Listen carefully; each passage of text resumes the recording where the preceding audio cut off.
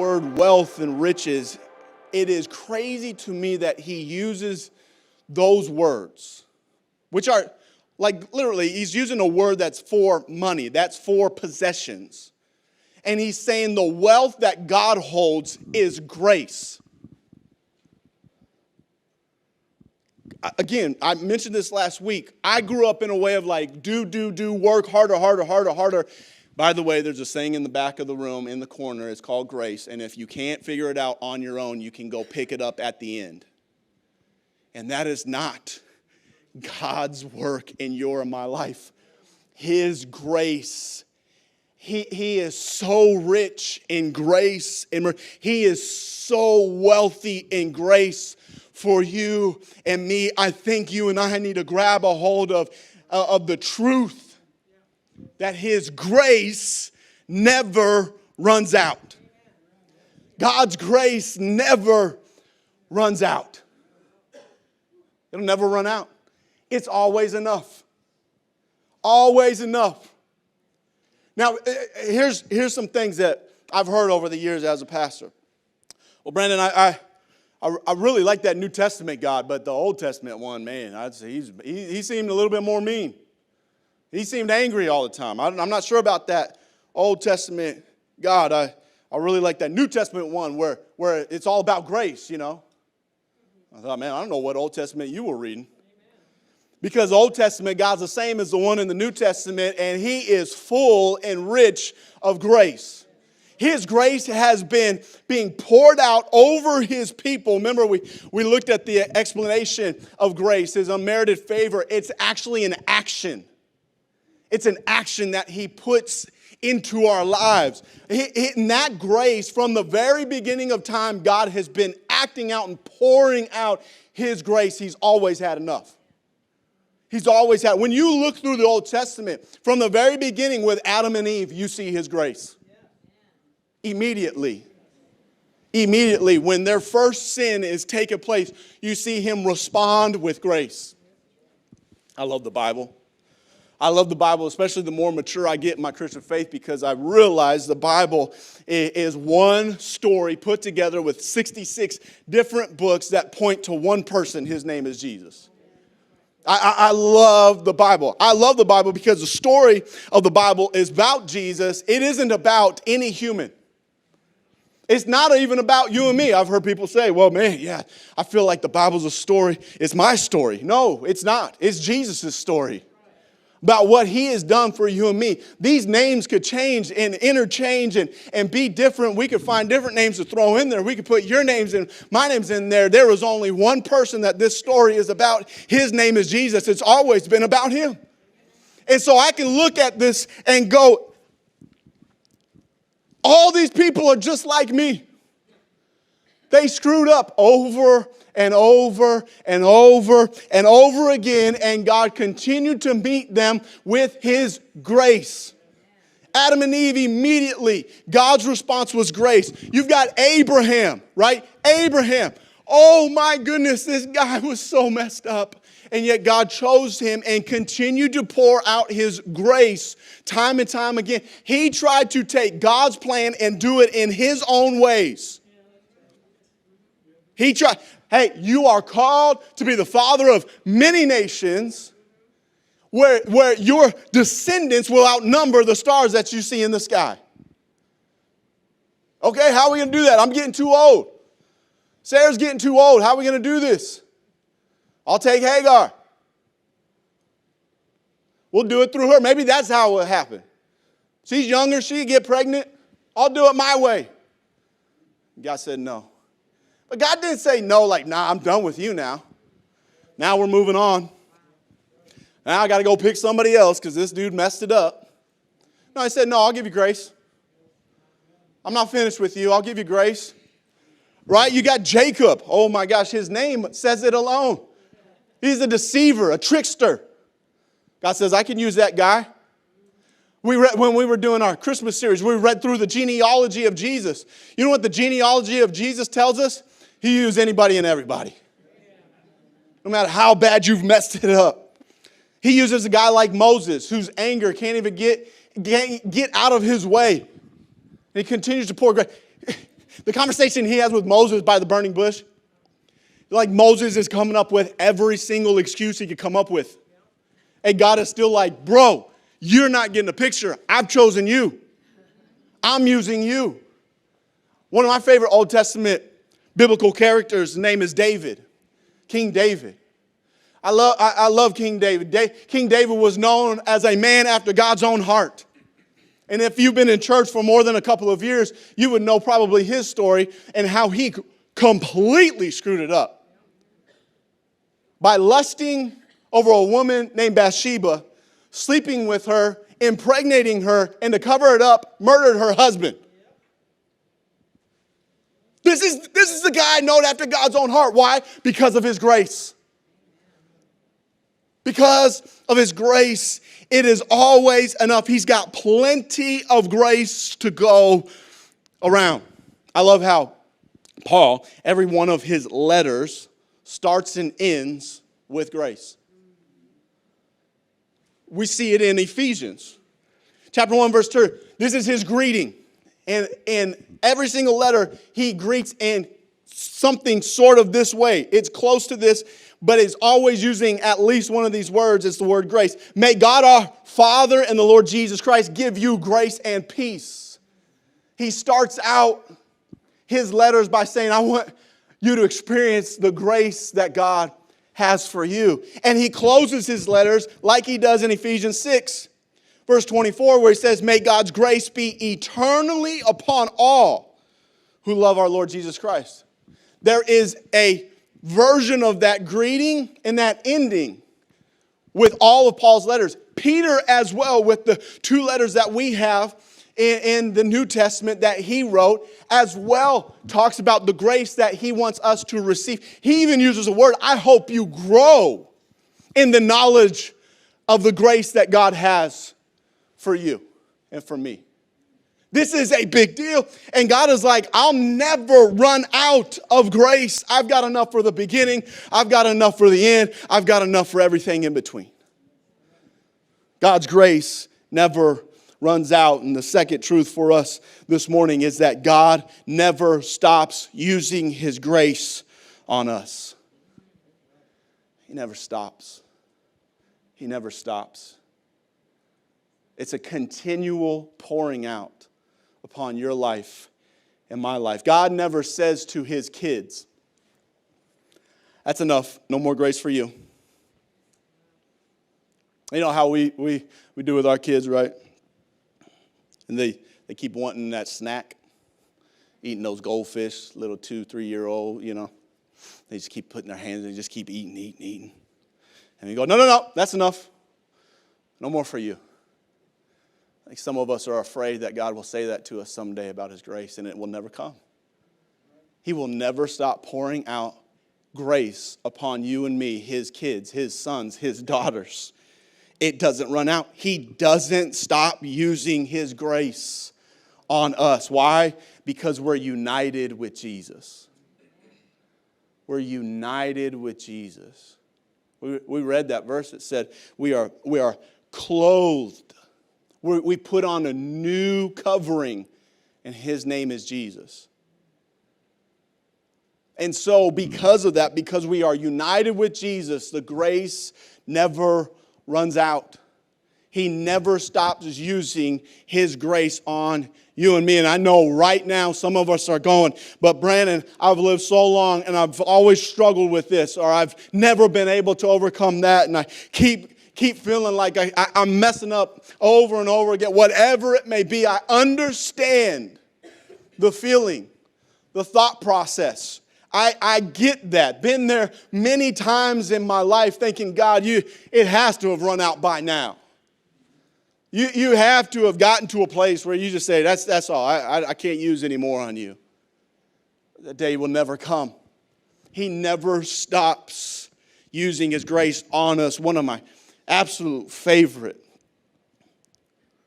references to God's grace and the impact and effectiveness that it has on my life is found in 2 Corinthians chapter 12.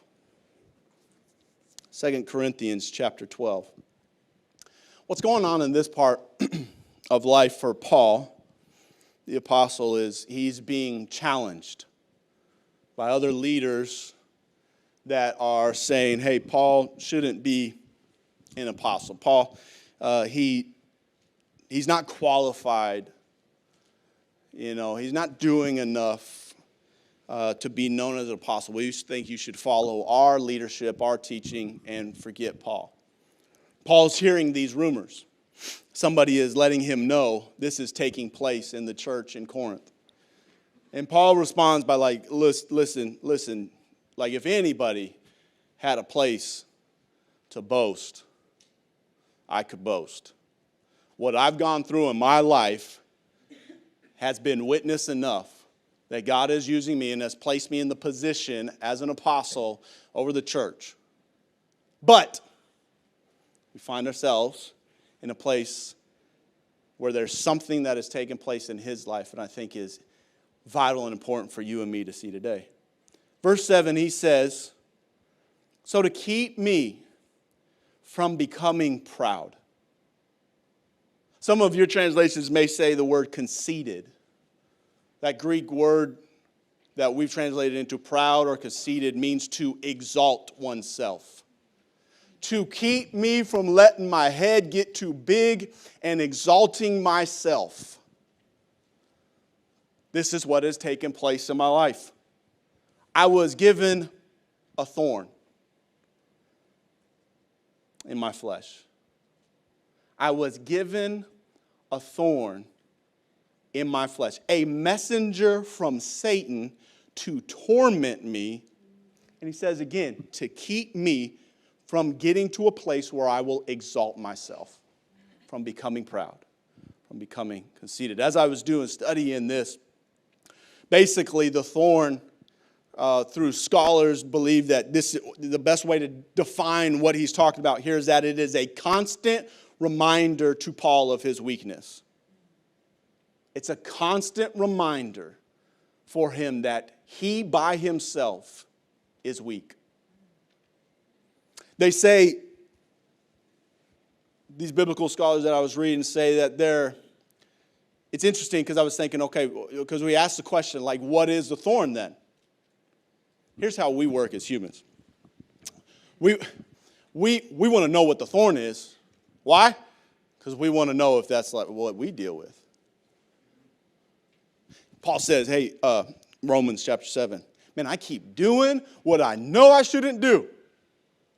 I know I shouldn't do this bad stuff, but I keep doing it. And we go, what's that stuff? What's the stuff? What is it?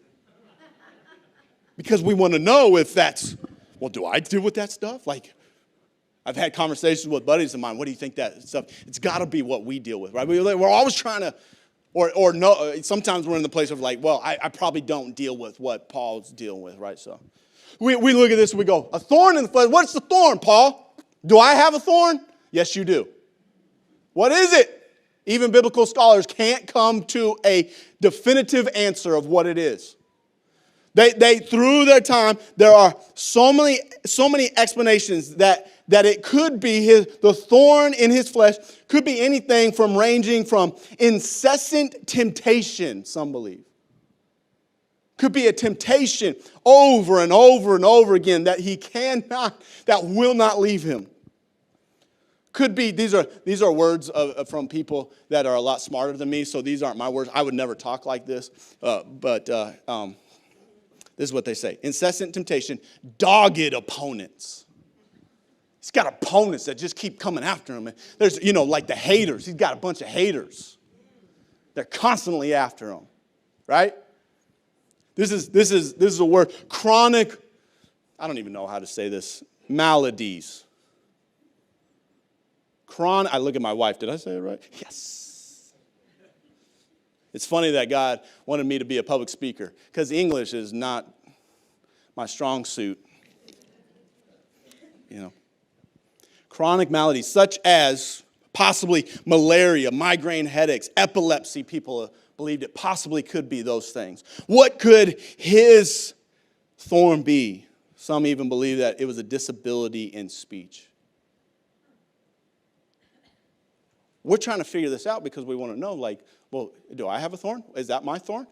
How do I? what do I deal with? What do I struggle with? I think it's encouraging for us this morning that it's not defined. Because we love to compare. Oh man, we love the comparison game. We're going to get into this more next series. Oh man, I can't wait to get to Ephesians chapter 4. Like I'm telling you, this has been amazing. This is how God does it. God just builds on top of His word. He just keeps on building. And this letter from Ephesians is just incredible. And so I just can't wait to get there. But let me just make mention. We love to compare. Oh, they struggle with that sin. You know what that sin is? It's one of the top 3.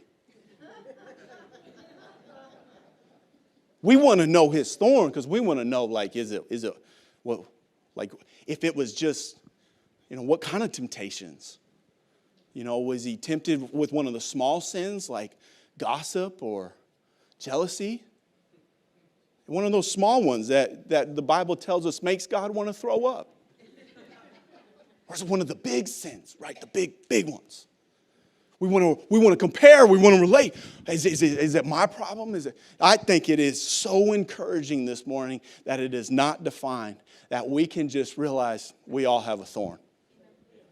To keep us from wanting to exalt ourselves in this life. And if I would be completely honest with you, and I think it's funny that I use that sometimes, like it gives the thought that I might not be completely honest with you sometimes. So right now I'm going to be completely honest with you. I think what has brought the most church hurt and wounds has been people who have thought they have figured this thing out without God's grace.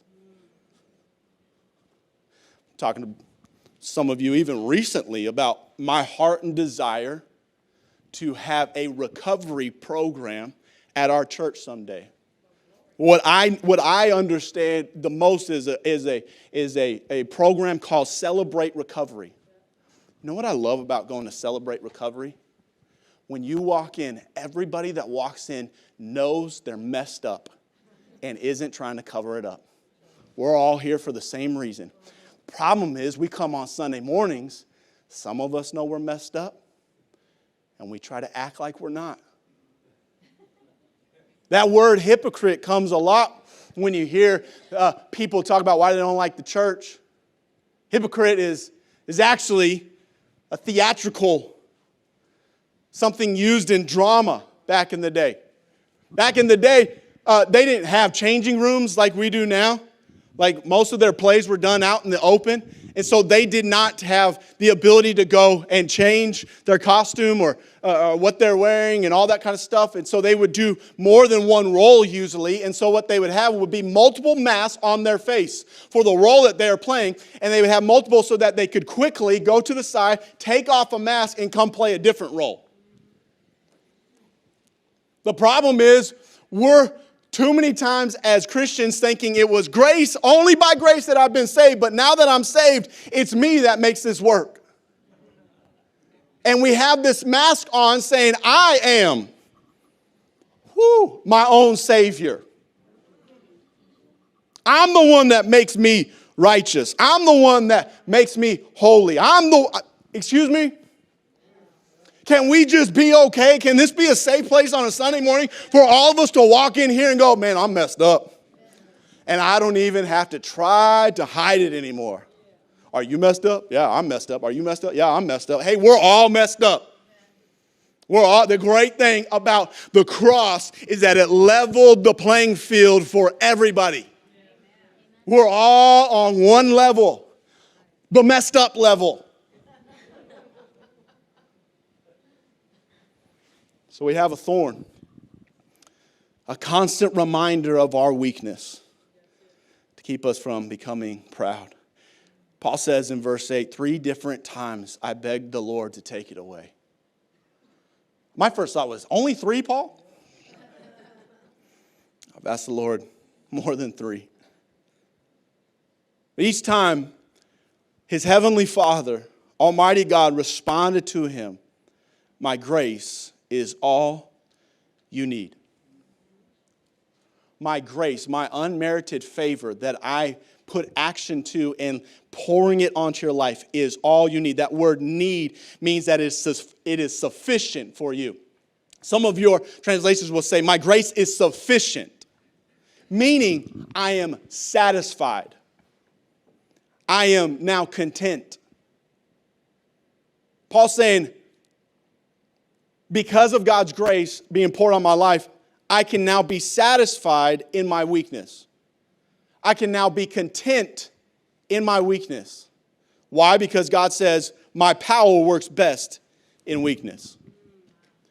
My power works best in weakness. Have you ever been to a gym? Didn't mean to judge you in that question. Every now and then I'll go to a gym, right? I've had it happen before. Where I've gotten a little too much weight that I thought I could handle. It's always funny, like the pride that comes up in that moment. Somebody sees you and they go, are you okay? You need some help? No, I'm good. I got this.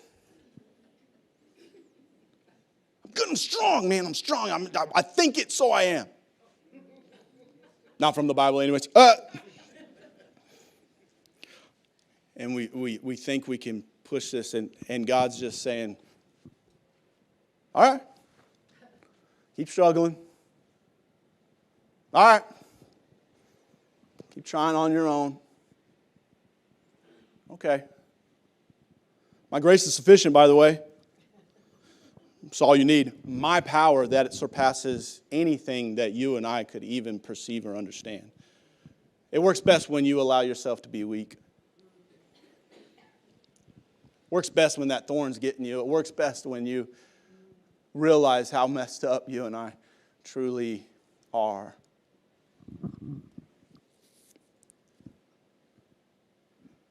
My grace is all you need. God, will you take this away from me, please? I'm struggling with this. God, please, I struggle. Help me, Lord. I'm not even going to tell you my struggle. I know my struggle. I can tell you right now, but I'm not going to tell you my struggle because I don't want to be comparing anybody's struggle in here, anybody's thorn. I don't want us looking at each other and being like, well, at least I don't deal with that, or, oh, wow, they're such a better Christian than I am, and all this type of stuff. No. I have a thorn. You have a thorn. I struggle. You struggle. God, can't you take it away from me? No, my grace is all you need. My grace is all you need. Paul says, so now I am glad. Another way you could say it is, now I am content. Another way you could say it is, now I am well pleased. Another way you could say it is, now I take delight to boast about my weaknesses, so that the power of Christ can work through me. His grace, He will never stop pouring it over yours and my life. As much as you and I are concerned and worried about our thorn, about our weaknesses, about our struggles, about our mistakes, about our past, about our future, my goodness, God, I hope I don't screw this up. As much as you and I are concerned about that, God is not. Because His grace is continually pouring over you and me. Continually pouring over you and me.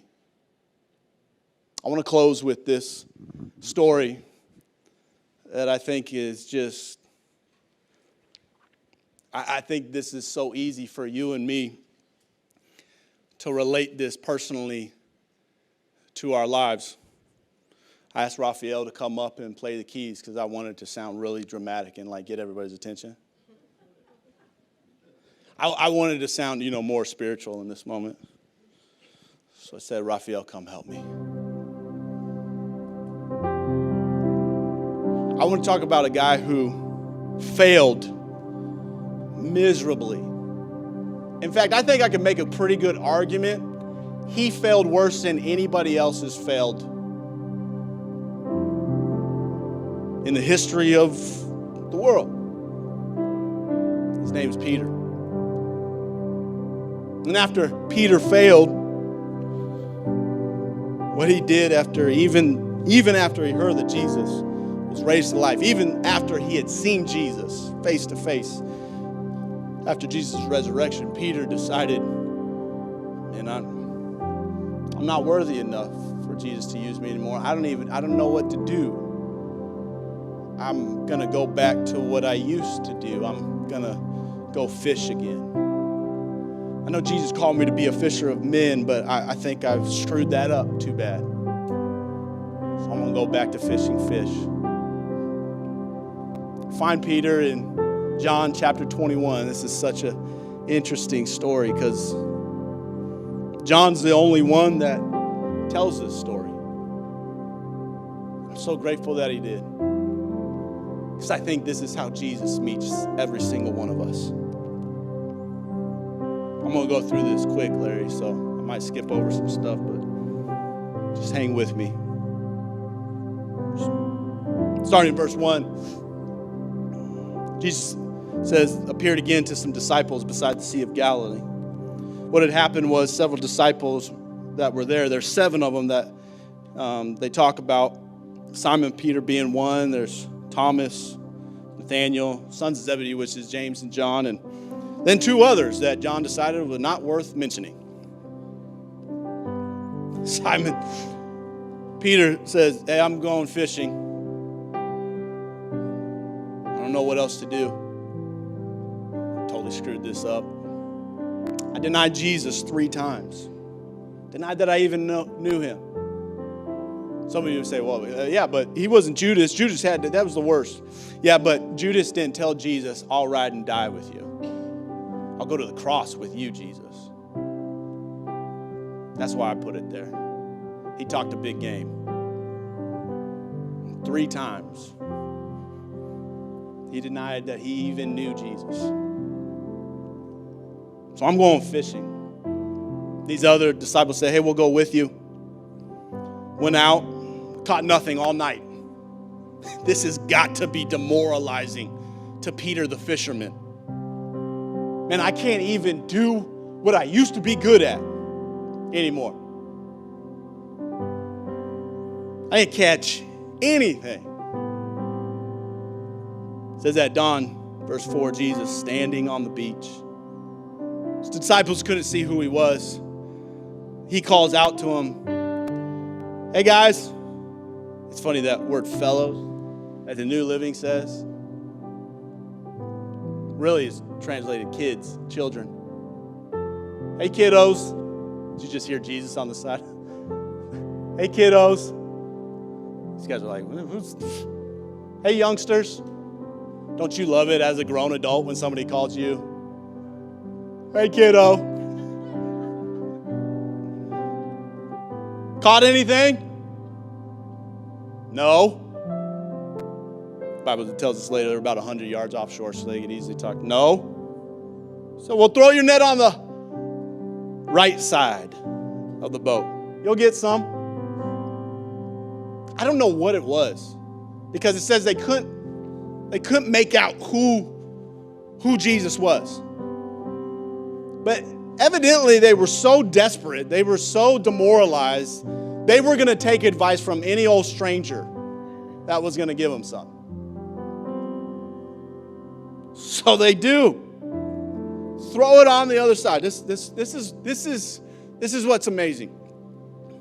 They throw it on the other side, and it says the haul is so big, so large, they can't even pull the net in. There's so many fish. I was just thinking about this when I was reading this earlier, preparing this week for it. The spiritual connotation to what is taking place in this moment. The fact that Peter's like, I've done messed it up too bad. I'm out. I'm back to my old life of being a fisherman. Sorry, God, I screwed that up. I know you told me I'm a rock. I know you gave me a new name. I know you said you were going to use me to build your church. But I've done messed it up too much. I'm out because I know there's no way you're going to use me. Remember last week we talked about the Father watching on the horizon for his son to come back. And when he saw him afar off, he ran to him. Again, who is it that approaches? It's Jesus. Jesus is the one who comes to them Again, not done with you. I'm not done with you. Come on, it's so amazing. Like, these aren't small parts. I know we've read these stories so many times. That sometimes we just forget how incredibly powerful this is. And he looks at Peter and he tells him, put it on the other side, and he reminds Peter again, I can do exceedingly abundantly more than you could ask or think. Even at the things you think you're good at. Even at the things you think you're good at, I blow you out of the water. I can do more than you could ever imagine. Let me just remind you, it seems like Peter or Jesus is doing with Peter in this moment. They pull the fish and it says, verse 7, that the disciple Jesus loved, meaning John, who's writing this he puts that out there quite often. He loves this. He loves letting everybody know that Jesus loved him. He looked at Peter and he said, it's the Lord. And Simon gets like discombobulated. He doesn't know what to do. It says he took off his cloak so he could fish. He's working real hard. He's probably sweating a lot and all this kind of stuff. And instead of realizing like, okay, I'm going to jump in the water. He puts on his clothes so he can jump in the water. It's really funny. Like, he's just completely out of his mind right now. He doesn't know what to do. He jumps into the water. He heads to shore. Others stayed in the boat. They pulled the loaded net to the shore. It's so funny because when Peter gets to the other shore and like he doesn't even know what to do. He's just in awe again of Jesus. It says they got the net to the shore. They get to the shore and they go find Jesus and they find that breakfast is waiting for them. Jesus, he's cooking up some of his own fish. He's got some bread. Oh, man. Remember that day when he used 5 loaves of bread and 2 fish?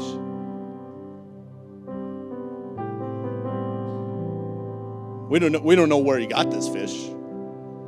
Bread. Maybe he bought some on his way. Maybe he bought some on his way, or maybe he just made it show up. I don't know. He says, hey, bring some of the fish you've caught.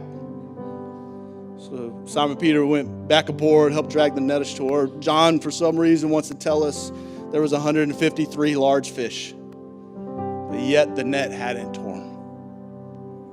Jesus says, come have some breakfast. And Jesus feeds them again. Again, like we as American Christians, we don't understand like what is taken. The fact that Jesus says, you can come eat with me right now. Wow. Come sit at my table again. Oh my goodness. Not only did Simon know he screwed up, every single one of these disciples knew they screwed up. They all abandoned him as well. They were eager to get back to what they knew to do because they felt like they probably messed it up as well. None of the disciples dared to ask him, who are you? Because they knew it was the Lord. Evidently, Jesus' glorified state and condition, he looked a little different. They knew it was him. Jesus served them the bread and fish. It's the 3rd time he appeared. After breakfast, Jesus asked Simon Peter, Simon, son of John, do you love me more than these? I think this is a powerful question because Simon, Peter, son of John, when Jesus told them that they would all abandon him, said, I don't care what these guys do. I'll die for you. Simon, son of John, do you love me more than these? Peter says, yes, Lord. You know I love you. And feed my lambs. Jesus repeated the question, Simon, son of John, do you love me? Yes, Lord. You know I love you. Take care of my sheep, Jesus said. The 3rd time he asked him, Simon, son of John, do you love me? Peter now is hurt that Jesus asked the question a 3rd time. He said, Lord, you know everything. You know that I love you. Jesus said, feed my sheep. 3 times. He asked Peter, do you love me? 3 times he reminds Peter of his calling. 3 times he pours grace over his mistakes, over his failure, over how he thought he had messed it up too much for God to use him. This is you and me. We're Peter. And it doesn't matter if it's 3 times, 50 times, 1,000 times. He's going to ask us the same thing. Do you love me? When the answer is yes, that grace is continually poured out, and he's going to remind you and me what he's called us to do,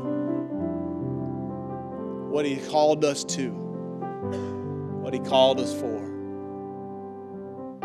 Do you love me? Step back in your purpose. This is our life. This is his grace poured out to you and to me in a way that will just continue to blow our minds. Because you and I know how thoroughly unqualified we are to be used by God. And yet Jesus comes to us, invites us to his table, reminds us over and over and over again that what he can do is far greater than anything we could come up with. And his question to us is, do we love him? When that answer is yes, his answer is grace.